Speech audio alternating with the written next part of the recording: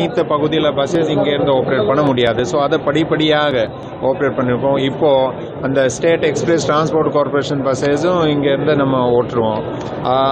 போக போக பொங்கல் முடிஞ்ச பிறகு அந்த ஓம்னி பஸ்ஸஸும் அதே மாதிரி இந்த தமிழ்நாடு ஸ்டேட் டிரான்ஸ்போர்ட் கார்பரேஷன்ஸ் பஸ்ஸஸும் இங்கேருந்து படிப்படியாக நம்ம ஆப்ரேட் பண்ணுவோம். இதே மாதிரி இங்கேருந்து சென்னை நகரத்துக்கு மற்ற பகுதிக்கு போகிறதுக்கு நம்ம மாநகர போக்குவரத்து கழகங்களுடைய பஸ்ஸஸ் அது போதியான அளவுக்கு ஆப்ரேட் இப்போது தேவைக்கு ஏற்ப நம்ம ஆப்ரேட் பண்ணியிருக்கோம். இப்போ இன்றைக்கு பார்த்தீங்கன்னா சுமார் ஒரு 4000 நடை இங்கேருந்த மாநகர போக்குவரத்து கழகங்களோட ஆப்ரேஷன்ஸ் இங்கேருந்து இருக்குது. ஸோ அந்த போக போக எவ்வளோ தேவைக்கு இருப்ப அந்த ஃபெசிலிட்டிஸ் ஒரு ஸ்மூத்தாக இருக்கணும், மக்களுக்கு பிரச்சனை இல்லாமல் ஒரு கன்ஃபியூஷன் இல்லாமல் இந்த பஸ் ஸ்டாண்டோட ஆப்ரேஷன்ஸ் இருக்கணும். அதுக்காக தான் இந்த கூட்டம் போட்டிருக்கோம். அதே மாதிரி இங்கே வசதிகள், குடிநீர் வசதி, இங்கே நம்ம ஒரு இந்த டாய்லெட் ஃபெசிலிட்டிஸ், அந்த கேன்டீன்ஸ் ஃபெசிலிட்டிஸ், இந்த ஃபெசிலிட்டிஸும் மக்களுக்கு போதியான அளவுக்கு இருக்கணும்.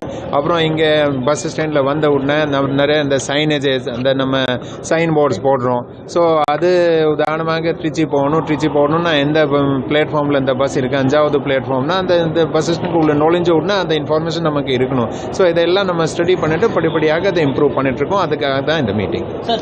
பயணிகள் என்ன சார் சொன்னாங்க? பயணிகளுக்கு பேசுனீங்க, என்ன குறைகள் சொன்னாங்க? இல்லை, பயனாளிகள் பொறுத்தவரையில் அவங்க பேசும்போது இது மாதிரி ஒரு இந்த ஃபெசிலிட்டிஸ் நல்லா ஃபெசிலிட்டிஸ் இருக்குது, ஆனால் கொஞ்சம் இந்த சைன் போர்ட்ஸ் இதில் கொஞ்சம் நம்ம கூடுதலாக போட்டால் நம்ம ஈஸியாக இருக்கும். இப்போ என்ன பண்ணியிருக்கோம், அதுக்காக அங்கங்கே நம்ம ஸ்டாஃப் அதில் உட்காந்துருக்காங்க, ஹெல்ப் டெஸ்க் போட்டுட்டு பல பகுதியில் இருக்கிறாங்க. ஸோ இப்போது அந்த ஹெல்ப் டெஸ்கில் அங்கே போய் அவங்க கேட்டுக்கலாம். ஆனால் கொஞ்சம் சைன் போர்டு இன்னும் கூடுதலாக போட்டால் கொஞ்சம் நன்றாக இருக்கும் அப்படி சொன்னாங்க.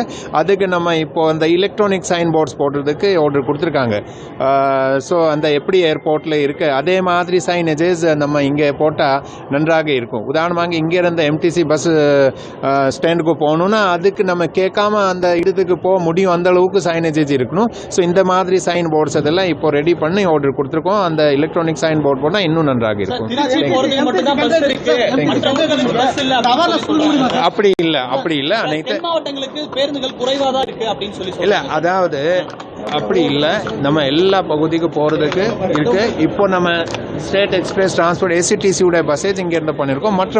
மற்ற பஸ்ஸஸ் படிப்படியாக இங்கேருந்து நம்ம கொண்டு வரோம். ஏன்னா இதை ஒரு புதுதாக ஒரு ஃபெசிலிட்டி ஆரம்பிக்கும் போது, இதை ஈவன் சில சமயத்தில் பார்த்துங்க, ஒரு புதுதாக ஏர்போர்ட்டில் ஒரு டெர்மினல் ஆரம்பிக்கும் போது கூட நிறைய அதை அந்த டீத்திங் ட்ரபிள்ஸ் பிகினிங்கில் கொஞ்சம் அந்த வரும். ஸோ அதனால் இதுக்கு ஒரே நேரத்தில் அனைத்து பகுதிக்கு இங்கேருந்த பஸ் ஆரம்பிக்காமல் படிப்படியாக ஆரம்பிக்கணும். அப்போ தான் அந்த மக்களுக்கு நன்றாக இருக்கும். அண்ட் இந்த பஸ் ஸ்டாண்டுக்கு நம்மளுக்கு இங்கே நம்ம மேனேஜ் பண்ணுறதுல வசதியாக இருக்கும். ஸோ அதனால தான் படிப்படியாக இது பண்ணிருக்கோம்.